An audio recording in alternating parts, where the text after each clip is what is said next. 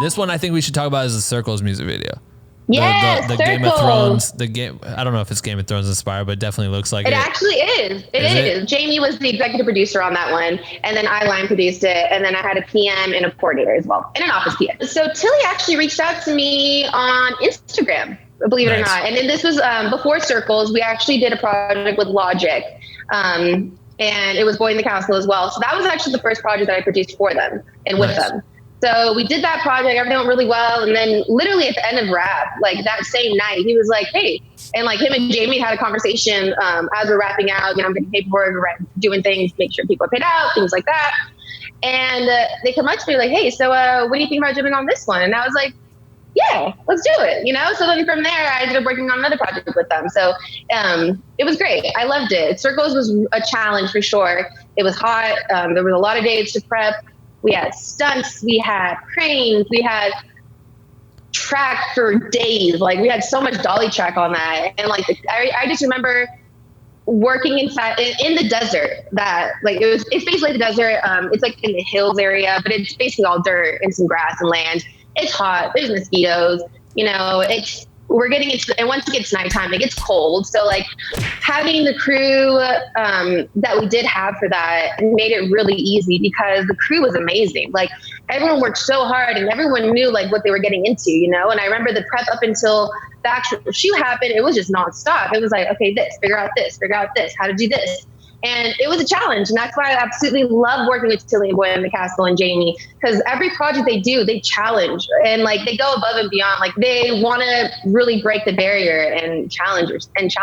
So I love that about them. It was a one-day shoot, but we did have to do a prep and then also a wrap day. So I think we had about three prep days for that. We had Art come in. We had Grip and Electric come in, or actually Grip come in to lay out dolly tracks beforehand because we had so many. So they had to make sure that they prepped as much as we could so we could actually make our day. For some of the challenges that you faced as a line producer, what were some of those?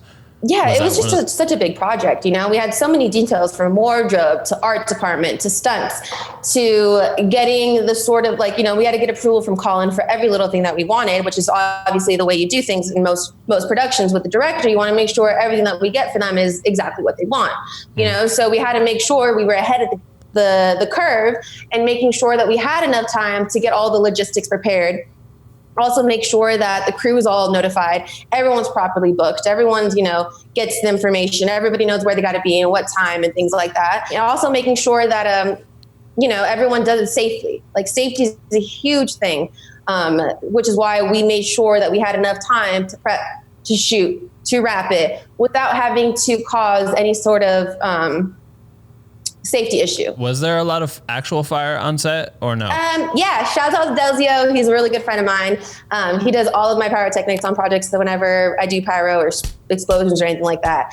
And he brought in smoke. We had smoke, we had fire, and we also had like little smoke bombs or like, I don't know how to explain it, like colored smoke and things like that. It was really cool. It looked amazing on camera. The location that we were filming in, since there was so much greenery and so much just land, you have to make sure that the land that we're actually doing it on is prepared. So I know we had a prep day, like we had location come in with, what are they called? It's a construction thing where they basically pick out the dirt.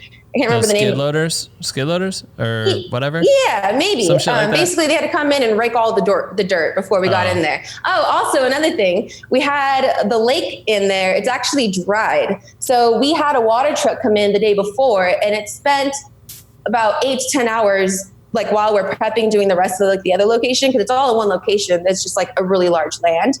And we had the water truck come in the day before and fill up the lake because we couldn't afford to wait for the lake to get filled up the day before. There's so many things that no one will ever know about that shit, that the amount of work that goes into it. And is that just literally like Colin seeing something and telling you like, we got to do this, we got to fill up the lake, we got to rake, I need this to look like this? Yeah, I mean, he's very collaborative with his team. So like him and his like his main team at Boy in the Castle, they're all super hands-on, from his creative direction to the actual directing itself. Like they all work as a team. They all have a vision and they all contribute to it accordingly. So It's definitely a team effort for sure. What do you think it was that they saw in you that made them want to throw you the invite back? Part of it, I think it's my personality as far as like how I handle projects when it comes to making things happen. I always try and keep the focus of a positive mindset with it.